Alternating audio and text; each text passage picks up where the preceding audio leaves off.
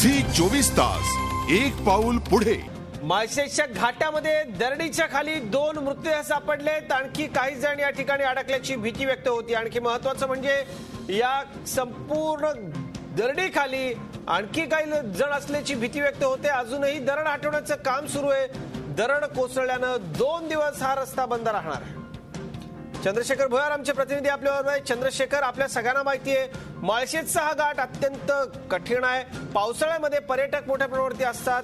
2 लोक सापडलेत, कोण आहे त्यांची ओळख पटली आहे का?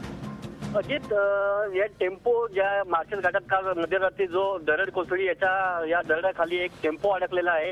या टेम्पोमध्ये रघुनाथ वाघ हा जो चालक आहे याचा आणि एक दुसरा जो अज्ञात व्यक्ती आहे, या दोघांचा मृतदेह पोलिसांना सापडलेला आहे। या दोघांचे मृतदेह काढलेले आहेत आणि अजूनही हा घाटावरती दरड काढण्याचं काम युद्ध पातळीवर सुरू आहे। अजित, धन्यवाद चंद्रशेखर या माहितीसाठी। तर 2 मृतदेह सापडलेत आणि माळशेजचा घाट दरड कोसळल्यामुळे बंद आहे। पर्यटकांनी देखील याची नोंद घ्यायची आहे। माळशेजच्या घाटामध्ये दरड कोसळली आहे।